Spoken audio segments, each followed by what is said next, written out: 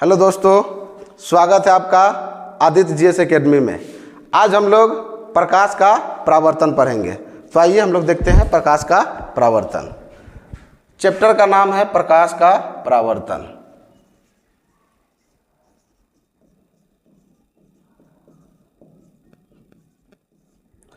प्रकाश का परावर्तन में हमको सबसे पहले जानना होगा प्रकाश के बारे में कि आखिर प्रकाश होता क्या है, फिर इसके बारे में हम लोग देखेंगे परावर्तन क्या है।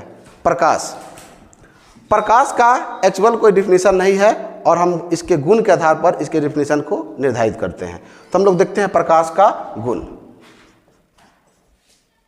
प्रकाश का जो सबसे पहला गुण है वो है कि प्रकाश सरल रेखा में गमन करता है। प्रकाश सरल रेखा में गमन करता है। अब सरल रेखा क्या होता है? कहने का तात्पर्य है कि अगर कोई भी चीज इस वे में मतलब सीधा चलता है, इसी को क्या कहते हैं? सरल रेखा। तो प्रकाश कौन रेखा में गमन करता है? सरल रेखा में। और प्रकाश का चाल सबसे अधिक कहाँ होता है? निर्वात में। अब निर्वात क्या है? मतलब कि वायुमंडल के सतह से जैसे जैसे हम ऊपर बढ़ते जाएंगे और ऊपर चले जाएंगे और जहाँ वायु की उपस्थिति में थोड़ा कम मात्रा में हो, उसी को हम क्या कहते हैं? निर्वात। तो प्रकाश का चाल सबसे अधिक कहाँ होता है? निर्वात में। और कितना होता है? तो 3 × 10⁸ मीटर प्रति सेकेंड। तो प्रकाश का चाल सबसे अधिक निर्वात में होता है और कितना होता है? 3 × 10⁸ मीटर प्रति सेकेंड। और दूसरा गुण था प्रकाश कौन रेखा में चलता है? तो सरल रेखा में गमन करता है। प्रकाश तीसरा, प्रकाश 7 रंगों से मिलकर बना हुआ है। प्रकाश 7 रंगों से मिलकर बना हुआ है। प्रकाश जो 7 रंगों से मिलकर बना हुआ है, इसके बारे में हम लोग चैप्टर नंबर 3 में पढ़ेंगे, वर्ण विक्षेपण में। जब वर्ण विक्षेपण की घटना होती है, जब प्रकाश को प्रिज्म से गुजारा जाता है, श्वेत प्रकाश को, तो प्रकाश 7 रंगों में बढ़ जाती है। इस घटना को वर्ण विक्षेपण कहते हैं। अर्थात हम बोल सकते हैं कि प्रकाश 7 रंगों से मिलकर बनी होती है। इसके बाद चौथा गुण, प्रकाश एक विद्युत चुंबकीय तरंग है। प्रकाश क्या है? विद्युत चुंबकीय तरंग।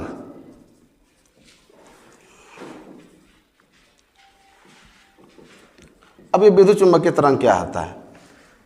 जिसको चलने के लिए किसी भी माध्यम की आवश्यकता नहीं हो, उसी को हम कहते हैं विद्युत चुंबकीय तरंग।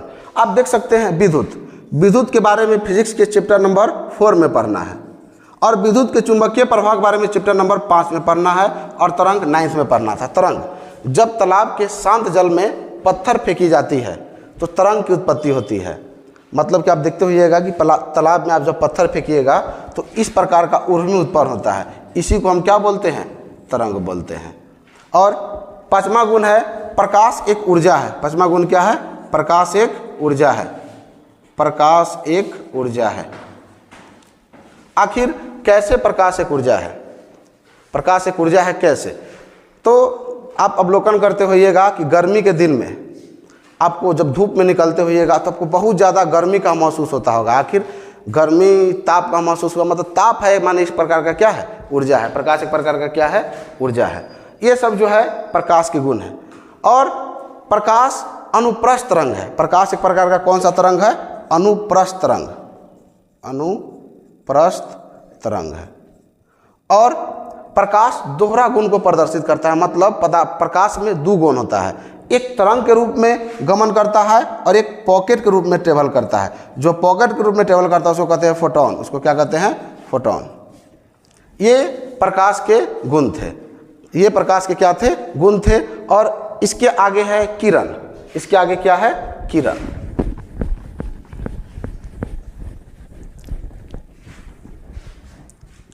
इसके आगे है किरण। देखिए, सरल रेखा में चलने वाले प्रकाश को किरण कहते हैं। अब सरल रेखा क्या है? आप मैथ में पढ़े होइएगा। इस प्रकार की रेखा को क्या कहते हैं? सरल रेखा कहते हैं। तो जो भी लाइट सरल रेखा में चलता है उस लाइट को हम क्या कहते हैं? किरण। तो सरल रेखा में चलने वाले प्रकाश को क्या बोलते हैं? किरण। सरल रेखा में चलने वाले प्रकाश को क्या बोलते हैं? किरण। और किरणों के समूह को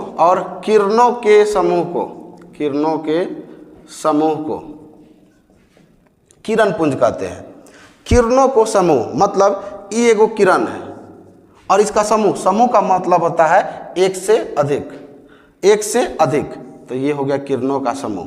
तो किरणों के समूह को क्या कहते हैं? किरण पुंज। किरणों का समूह कहते हैं किरण पुंज। अगर कोई लाइट सरल रेखा में चलेगा तो उसको क्या बोलेंगे? किरण। और बहुत सारा लाइट सरल रेखा में चलेगा तो उसको क्या बोलेंगे? किरण पुंज। तो सरल रेखा में चलने वाले प्रकाश को किरण और किरणों के समूह को किरण पुंज। किरण पुंज मुख्यतः 3 प्रकार के होते हैं। किरण पुंज मुख्यतः कितने प्रकार के? 3 प्रकार के। किरण पुंज मुख्यतः 3 प्रकार के होते हैं। अपसारी, अभिसारी, समांतर। किरण पुंज 3 प्रकार के होते हैं। बंद करो जी इसको। 1 नंबर में अपसारी, 2 नंबर में अभिसारी और 3 नंबर में समांतर किरण पुंज। तो किरण पुंज कितने प्रकार के? 3 प्रकार के। किरण पुंज 3 प्रकार के, अपसारी, अभिसारी और समांतर। अपसारी किरण पुंज क्या है? अभिसारी किरण पुंज क्या है? समांतर किरण पुंज क्या है? जब प्रकाश की किरण एक बिंदु से निकलकर फैलती चली जाती है, इस प्रकार के किरण पुंज को अपसारी किरण पुंज कहते हैं। जब प्रकाश की किरण एक बिंदु से निकलकर फैलती चली जाती है, इस प्रकार की किरण पुंज को अपसारी किरण पुंज कहते हैं। और जब प्रकाश की किरण अनेक बिंदु से आकर एक बिंदु पर मिलती है, जब प्रकाश की किरण अनेक बिंदु से आकर एक बिंदु पर मिलती है तो उसको हम लोग बोलते हैं अभिसारी किरण पुंज। इसके बाद है समांतर किरण पुंज। जब प्रकाश के किरणों के बीच समान अंतर होता है, देखिए इसके बीच समान अंतर है, इसके बीच क्या है? समान अंतर है, इन दोनों के बीच समान अंतर है, तो इसको हम क्या बोलेंगे? समांतर किरण पुंज। फिर से एक बार देखिए, किरण सरल रेखा में चलने वाले प्रकाश को किरण कहते हैं। किरणों के समूह को किरण पुंज कहते हैं। किरण पुंज 3 प्रकार के, अपसारी किरण पुंज, अभिसारी किरण पुंज, समांतर किरण पुंज। जब किरणों के बीच समान अंतर हो उसको कहेंगे समांतर किरण पुंज। जब प्रकाश की किरण एक बिंदु से निकलकर फैलती चली जाए इसको कहेंगे अभिसारी किरण पुंज। और जब प्रकाश की किरण अनेक बिंदु से आकर एक बिंदु पर मिले इसको कहेंगे अपसारी किरण पुंज। तो अभी तक हम लोग देखे हैं प्रकाश का गुण। प्रकाश एक ऊर्जा है, प्रकाश सरल रेखा में गमन करती है, प्रकाश का चाल निर्वात में सबसे अधिक होता है, प्रकाश का चाल निर्वात में 3 × 10⁸ मीटर प्रति सेकेंड होता है। इसके बाद हम लोग देखे थे प्रकाश एक अभिसारी किरण पुंज है, प्रकाश दोहरा गुण प्रदर्शित करता है। इसके बाद हम लोग देखे किरण पुंज के प्रकार। मेरे समझ से इतना में आप लोग को कोई दिक्कत नहीं होना चाहिए। और इसके आगे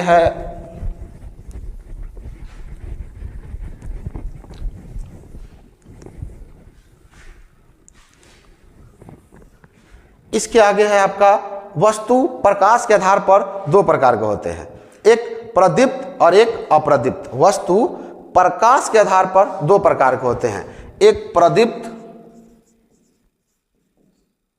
और दूसरा अप्रदीप्त।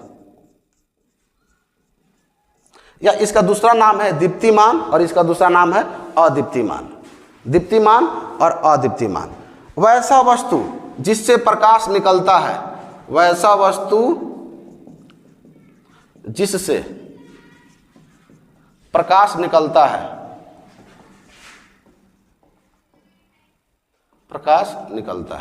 या इसको हम ऐसे भी बोल सकते हैं, ऐसे वस्तुएं जिससे प्रकाश उत्सर्जित होती है उसको हम क्या बोलेंगे? दीप्तिमान या प्रदीप्त वस्तु। वैसे वस्तु जिससे प्रकाश निकलती है उसको हम बोलेंगे दीप्तिमान या प्रदीप्त वस्तु। जैसे सूर्य से क्या निकलता है? प्रकाश निकलता है, तो सूर्य क्या है? प्रदीप्त वस्तु। तारा से क्या निकलता है? प्रकाश निकलता है, तो तारा भी एक प्रकार का क्या है? प्रदीप्त वस्तु है। अगला है अप्रदीप्त वस्तु। वैसे वस्तु जिससे प्रकाश नहीं निकलती है, वैसे वस्तु जिससे प्रकाश नहीं निकलते हैं उसको हम लोग बोलते हैं अप्रदीप्त वस्तु। जैसे चंद्रमा, समझिएगा थोड़ा सा। चंद्रमा के पास अपना कोई प्रकाश नहीं होता है। चंद्रमा के पीछे जब रात को सूर्य पहुंचता है तो उसके प्रकाश से चंद्रमा प्रकाशित होता है। मतलब कि ये चंद्रमा है और इसके जस्ट अपोजिट में रात को सूर्य जाएगा तब इसे में प्रकाश निकलेगा तो हमको लगेगा कि चंद्रमा है, लेकिन चंद्रमा के पास अपना कोई प्रकाश नहीं होता है। तो चंद्रमा एक प्रकार का क्या है? अप्रदीप्त वस्तु। वैसे वस्तु जिससे प्रकाश निकलता है उसको बोलेंगे प्रदीप्त वस्तु, और जिससे प्रकाश नहीं निकलता है उसको बोलेंगे अप्रदीप्त वस्तु। जैसे बल्ब जला दिए तो मान के चलते हैं, ऐसा होना नहीं चाहिए, प्राकृतिक वस्तु को लेते हैं, जलता हुआ बल्ब एक प्रकार का क्या है, प्रदीप्त वस्तु।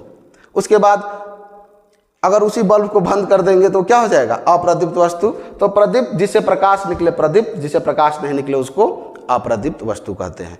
इसके बाद एक होता है पारदर्शी, एक होता है अपारदर्शी, एक होता है पारभासी। इसमें से सबसे पहला है पारदर्शी। अब ये पारदर्शी क्या होता है, ऐसी वस्तु जिससे प्रकाश आर पार कर जाती है वैसे वस्तु को हम क्या बोलते हैं, पारदर्शी। जैसे एक हम कांच लेंगे, कांच यानी कि इसको आप देहाती भाषा में शीशा बोल सकते हैं।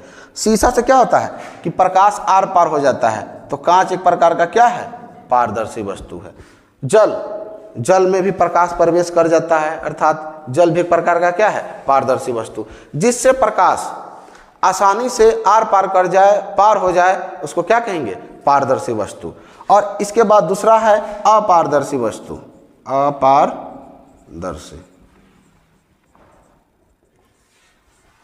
अपारदर्शी नाम में ही है अपारदर्शी। अ का मतलब होता है नहीं, हिंदी जब आप पढ़िएगा तो अ का मतलब होता है नहीं, और पारदर्शी जो पारदर्शी नहीं हो।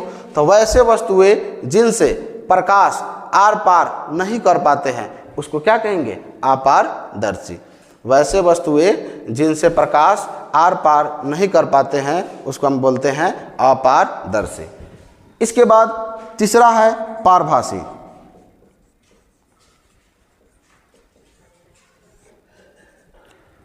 वैसे वस्तुएं जिनसे प्रकाश का कुछ भाग पार कर जाए और कुछ भाग पार नहीं कर पाए, कुछ भाग पार कर जाए कुछ भाग पार नहीं कर पाए, उसको हम क्या बोलेंगे, पारभासी। जैसे तेल लगा हुआ कागज, कागज ले लेंगे उसमें तेल लगा देंगे तो आप अवलोकन करिएगा कि उसे प्रकाश का सारा भाग पार नहीं कर पाएगा, कुछ भाग पार करेगा और कुछ भाग पार नहीं करेगा। और जिससे कुछ भाग पार करे कुछ भाग पार नहीं करे उसको कहेंगे पारभासी। तीनों को एक मिनट में देख लेते हैं हम लोग। पारदर्शी, जिससे प्रकाश आसानी से आर पार मतलब कि उस वस्तु के पार हो जाए उसको हम क्या बोलेंगे, पारदर्शी।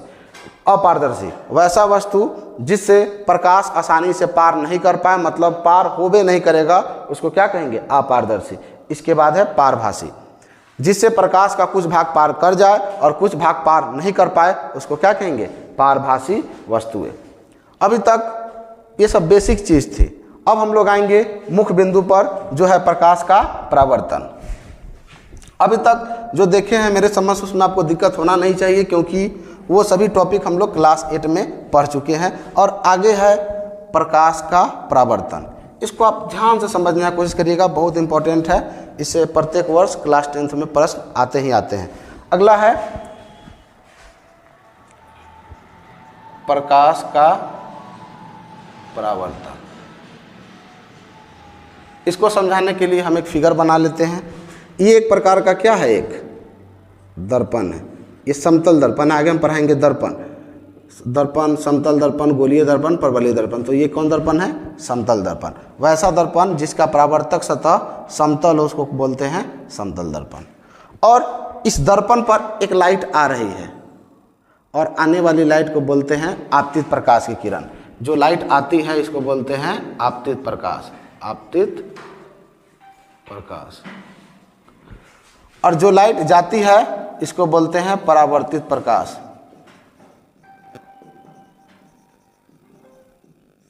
एक होता है आपतित प्रकाश और दूसरा होता है परावर्तित प्रकाश। और इसके बीच हम लोग एक अभिलंब डालते हैं, इसको बोलते हैं अभिलंब। प्रकाश का परावर्तन, इसमें क्या होता है कि जब कोई किरण किसी चिकनी एवं चमकीली सतह से टकराती है, और चिकनी एवं चमकीली सतह कहने का मतलब है दर्पण। जब कोई किरण चिकनी एवं चमकीली सतह से टकराती है तो वह एक नियम का पालन करते हुए वापस लौट जाती है। इसी घटना को प्रकाश का परावर्तन कहते हैं। जब प्रकाश की किरण किसी चिकनी एवं चमकीली सतह, ये क्या है, चिकनी एवं चमकीली सतह, दर्पण। दर्पण एक प्रकार का चिकनी एवं चमकीली सतह होती है। जब प्रकाश की किरण किसी चिकनी एवं चमकीली सतह से टकराती है, ये देखिए ये लाइट आ रही है प्रकाश की किरण और ये दर्पण यानी चिकनी और चमकीली सतह से टकराई तो एक नियम का पालन करते हुए वापस लौट जाती है। एक नियम का पालन करते हुए वापस लौट जाती है। इसी घटना को प्रकाश का परावर्तन कहते हैं। फिर से देखिएगा, प्रकाश का परावर्तन, किसी बिंदु स्रोत से आती हुई प्रकाश की किरण जब किसी चिकनी एवं चमकीली सतह पर टकराती है या पड़ती है तो एक नियम का पालन करते हुए वापस लौट जाती है। इसी घटना को प्रकाश का परावर्तन कहते हैं। एक नियम का पालन, आखिर वो नियम क्या है? प्रकाश का परावर्तन यही है, किसी बिंदु स्रोत से आती हुई प्रकाश की किरण जब किसी चिकनी एवं चमकीली सतह से टकराती है तो एक नियम का पालन करते हुए वापस लौट जाती है। इसी घटना को प्रकाश का परावर्तन कहते हैं। और प्रकाश के परावर्तन के मुख्यतः दो नियम होते हैं। प्रकाश के परावर्तन के कितने नियम होते हैं? दो नियम। पहला, आपतन कोण परावर्तन कोण के बराबर होता है। आपतन कोण परावर्तन कोण के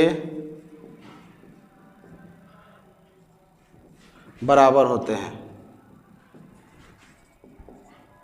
बराबर होते हैं। पहला क्या है? आपतन कोण परावर्तन कोण के बराबर होते हैं। अब ये आपतन कोण क्या होती है? देखिए, जो लाइट दर्पण पे आके टकराती है, जो किरण, इसको हम किरण बोलेंगे, पीछे हम पढ़ाए हैं सरल रेखा में चलने वाले एक प्रकाश को क्या बोलते हैं? किरण। तो एक प्रकार का क्या है? किरण। तो ये किरण कौन किरण है? आपतित किरण। जो किरण दर्पण पर आके टकराती है उसको बोलते हैं आपतित किरण। तो ये कौन सा किरण है? आपतित किरण। और ये क्या है? अभिलंब है। ये क्या है? अभिलंब। आपतित किरण और अभिलंब के बीच के कोण को, ये वाला जो कोण बनेगा, आपतित किरण और अभिलंब के बीच के कोण को आपतन कोण कहते हैं। और आपतन कोण को हम लोग एंगल आई से लिखते हैं, एंगल आई। और दूसरा है परावर्तन कोण। लाइट आई, टकराई और टकराने के बाद जो वापस लौटती है लाइट, उसको बोलते हैं परावर्तित प्रकाश की किरण या परावर्तित किरण। परावर्तित किरण भी बोल सकते हैं, परावर्तित प्रकाश भी बोल सकते हैं, परावर्तित किरण। और परावर्तित किरण और अभिलंब के बीच में जो कोण बनता है उसी को क्या बोलते हैं? परावर्तन कोण। तो पहला नियम है आपतन कोण परावर्तन कोण के बराबर होते हैं। कहने का मतलब है ये वाला कोण आपतन कोण और ये वाला कोण परावर्तन कोण दोनों आपस में बराबर होते हैं। इसका अर्थ है कि अगर इसका मान 45 डिग्री है तो इसका भी मान कितना डिग्री होगा? 45 डिग्री। इसका मान अगर 60 डिग्री है तो इसका भी मान कितना होगा? 60 डिग्री। यही है आपतन कोण परावर्तन कोण के बराबर होते हैं। आपतन कोण को हम लोग लिखते हैं एंगल आई से और परावर्तन कोण के लिखते हैं एंगल आर से। और है क्या? पहला, आपतन कोण परावर्तन कोण के बराबर होते हैं, अर्थात angle i is equal to angle r. आपतन कोण परावर्तन कोण के बराबर होते हैं। शॉर्ट में इस प्रकार से लिखते हैं। तो पहला नियम था आपतन कोण परावर्तन कोण के बराबर होते हैं। दूसरा,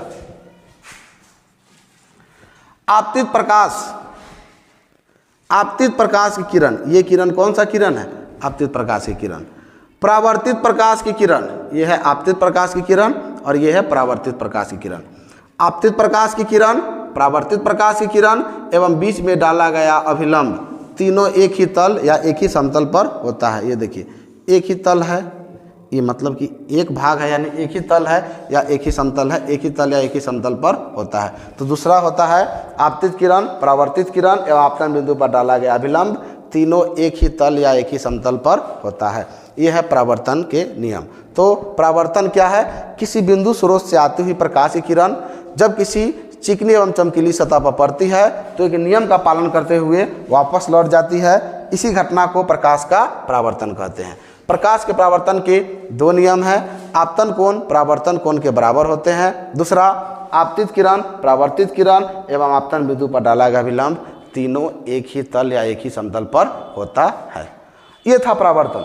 और परावर्तन के भी प्रकार होते हैं। परावर्तन के भी प्रकार होते हैं। प्रकाश के परावर्तन के दो प्रकार होते हैं, एक नियमित परावर्तन और एक अनियमित परावर्तन।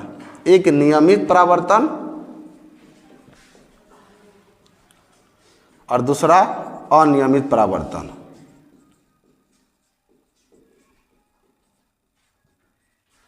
अब नियमित परावर्तन क्या होता है और अनियमित परावर्तन क्या होता है?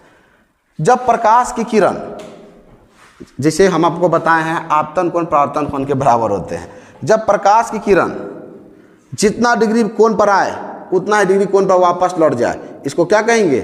नियमित परावर्तन। यानी कि 30 डिग्री पर आया तो 30 डिग्री पर लौट गया, इस प्रकार के परावर्तन को क्या कहेंगे? नियमित परावर्तन। लेकिन कभी कभी दर्पण को खुरेद देते हैं या दर्पण का उभरा सतह इस प्रकार का होता है तो लाइट जितना डिग्री पर आता है उतना डिग्री पर जा नहीं पाता है। इस प्रकार के परावर्तन को अनियमित परावर्तन कहते हैं। अर्थात परावर्तन दो प्रकार के, एक नियमित परावर्तन और एक अनियमित परावर्तन। जितना डिग्री पर आया उतने डिग्री पर लौट के चला गया उसको कहेंगे नियमित परावर्तन, और जितना डिग्री पर आया उतना डिग्री पर लौट कर नहीं गया उसको कहेंगे अनियमित परावर्तन। परावर्तन एक बार सुन लीजिए। जब कोई प्रकाश किसी चिकने एवं चमकीली सतह पर पड़ती है तो एक नियम का पालन करते हुए वापस लौट जाती है। इसी घटना को प्रकाश का परावर्तन कहते हैं। प्रकाश के परावर्तन के दो नियम हैं। आपतन कोण परावर्तन कोण के बराबर होते हैं। आपतित किरण परावर्तित किरण आपतन बिंदु पर डाला गया विलंब तीनों एक ही तल पर होता है। प्रकाश के परावर्तन दो प्रकार के होते हैं, एक नियमित परावर्तन और एक अनियमित परावर्तन। नियमित परावर्तन जितना डिग्री पर आया उतना ही डिग्री वापस लौट गया उसको कहेंगे नियमित परावर्तन, और जितना डिग्री पर आया उतना डिग्री वापस नहीं लौटा इसको क्या कहेंगे? अनियमित परावर्तन। इससे दो चार प्रश्न भी आते हैं, जैसा कि हम लोग देख लेते हैं। इसी में हम लोग देख लेते हैं। यह है आपतन कोण, यह है परावर्तन कोण। पूछ देगा कि आपतन कोण का मान यदि 30 डिग्री है तो परावर्तन कोण का मान क्या होगा? आपतन कोण का मान यदि 30 डिग्री है तो परावर्तन कोण का मान क्या होगा? तो आपको पता है आपतन कोण परावर्तन कोण के बराबर होते हैं। यदि आपतन कोण का मान 30 डिग्री है तो परावर्तन कोण का मान कितना डिग्री होगा? 30 डिग्री होगा। और थोड़ा सा बेसिक समझ, सरल रेखा पर बनने वाला कोण पूरा 180 डिग्री का होता है। मतलब कि अगर हम इस पूरे कोण के ले तो कितना डिग्री का आएगा? 180 डिग्री का आएगा। ये सब अगर पूछेगा कि परावर्तन कोण का मान 50 डिग्री है तो आपतन कोण का मान कितना हो जाएगा? 50 डिग्री। ये सब बेसिक चीज़ है। आगे हम लोग बढ़ते हैं और आगे है दर्पण।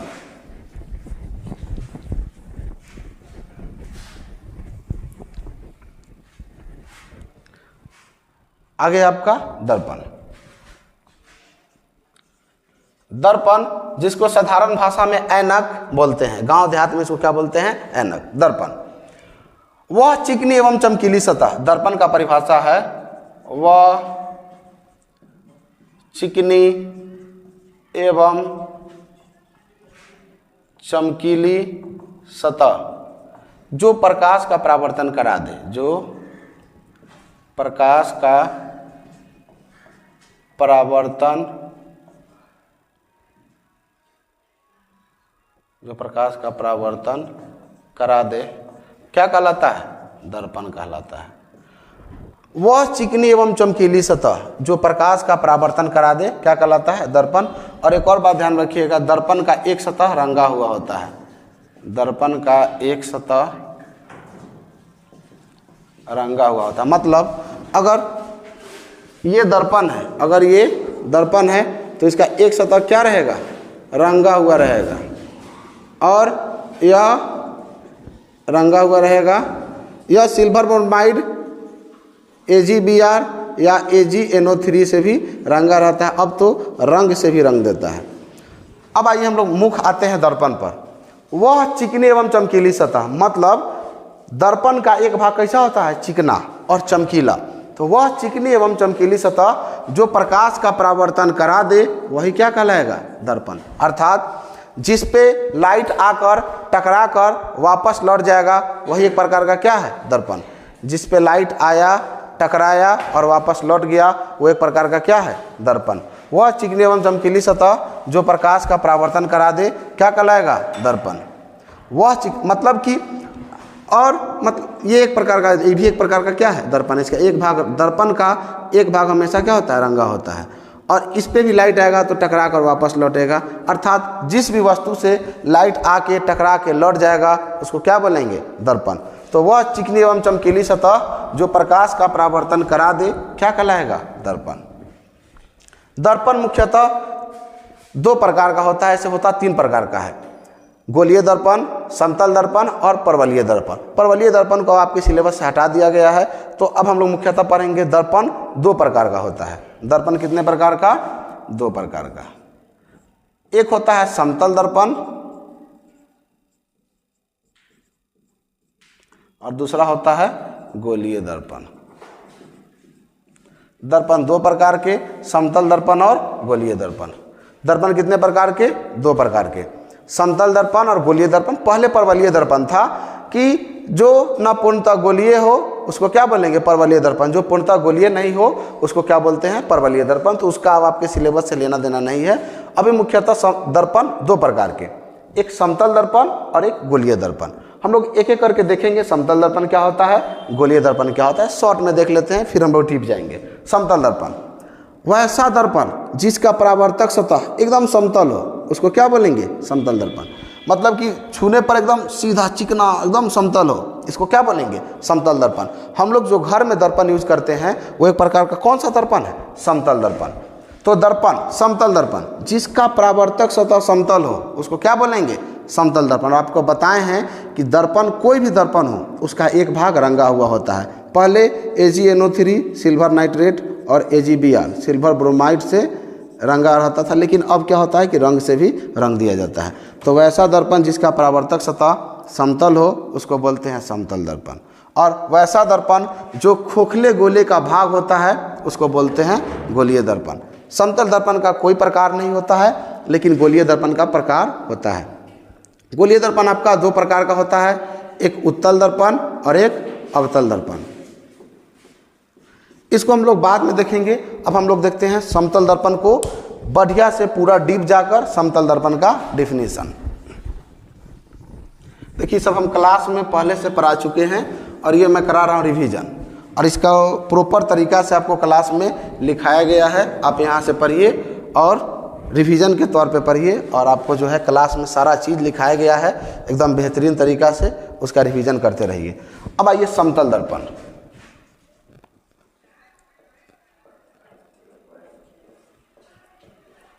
समतल दर्पण एक पिक्चर बना लेते हैं ताकि हमको दिक्कत ना हो। समतल दर्पण ये क्या है प्रकार का? समतल दर्पण। और समतल कोई भी दर्पण उसका एक भाग क्या है? रंगा हुआ रहता है, और वो रंगा हुआ रहता है AgNO3 सिल्वर नाइट्रेट या सिल्वर ब्रोमाइड से। ये है समतल दर्पण। वैसा दर्पण जिसका परावर्तक सतह समतल हो, छूने में एकदम समतल हो, उसको क्या बोलेंगे? समतल दर्पण। वैसा दर्पण जिसका परावर्तक सतह समतल हो उसको क्या बोलते हैं? समतल दर्पण। और इस समतल दर्पण के अनेकों गुण हैं, तो हम लोग देखते हैं समतल दर्पण के गुण।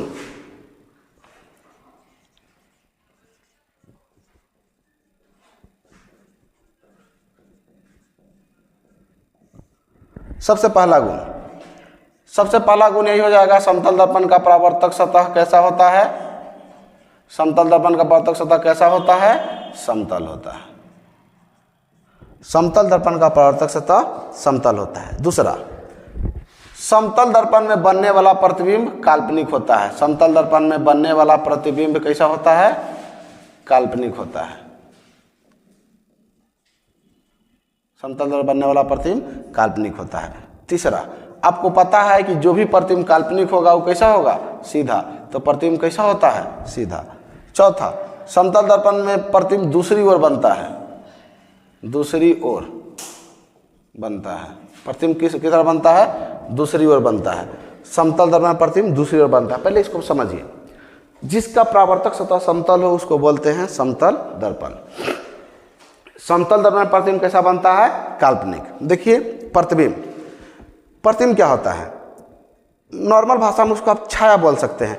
किसी बिंदु स्रोत से आती हुई प्रकाश की किरण जब किसी वस्तु पर पड़ती है और वहाँ से परावर्तन या आवर्तन होता है तो उसके अपोजिट साइड में एक छाया बनता है जिसको हम बोलते हैं प्रतिबिंब। और प्रतिबिंब दो प्रकार के होते हैं, वास्तविक प्रतिबिंब और काल्पनिक प्रतिबिंब। यदि प्रतिबिंब वास्तविक प्रतिबिंब और काल्पनिक प्रतिबिंब, यदि प्रतिबिंब वास्तविक लाइट कटान से बना है तो उसको बोलेंगे वास्तविक प्रतिबिंब, और यदि प्रतिबिंब काल्पनिक कटान से बना तो उसको बोलेंगे काल्पनिक प्रतिबिंब। प्रतिबिंब हम अलग से पढ़ा देंगे, तब तक के लिए आप ध्यान रखिएगा कि समतल दर्पण में बना प्रतिबिंब कैसा होता है? काल्पनिक। और जो भी प्रतिबिंब काल्पनिक होता है वो कैसा होता है? सीधा। और काल्पनिक प्रतिबिंब हमेशा दर्पण के दूसरी ओर बनता है।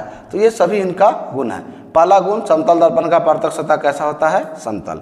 समतल दर्पण में बना प्रतिबिंब कैसा होता है? काल्पनिक। समतल दर्पण में बना प्रतिबिंब का आकार कैसा होता है? सीधा। किधर बनता है? तो दर्पण के दूसरी ओर या दर्पण के पीछे बनता है, या इसका पीछे भी बोल सकते हैं। इसके बाद है पचमा। अब देखिए, ये एक समतल दर्पण है, ये समतल दर्पण को हम खड़ा करके रखे हैं, और अगर इसमें हम वस्तु को 10 सेंटीमीटर की दूरी पर रखेंगे तो प्रतिबिंब भी कितना सेंटीमीटर की दूरी बनेगा? 10 सेंटीमीटर। मतलब जितना आगे समतल दर्पण के जितना आगे वस्तु को रखेंगे प्रतिबिंब उतना पीछे बनेगा। समतल दर्पण के जितना आगे वस्तु को रखेंगे प्रतिबिंब उतना पीछे बनेगा। अगर वस्तु को हम 10 सेंटीमीटर पर रखेंगे तो दर्पण के अंदर 10 सेंटीमीटर पर क्या बनेगा? प्रतिबिंब। और इस प्रकार से भी क्वेश्चन पूछा जाता है कि समतल दर्पण के सामने किसी वस्तु को 10 सेंटीमीटर पर रखते हैं तो दर्पण से प्रतिबिंब कितना दूरी पर बनेगा? तो 10 सेंटीमीटर पर। अगर इस प्रकार पूछे कि वस्तु से, अगर वस्तु यहाँ है तो वस्तु से प्रतिबिंब की दूरी कितना है, मतलब वस्तु से प्रतिबिंब तक का दूरी कितना है, तो वस्तु से तो पहले दर्पण का दूरी 10 और इधर 10, यानी कि वस्तु से प्रतिबिंब का दूरी कितना है? 20 सेंटीमीटर। ये पहला गुण है कि समतल दर्पण में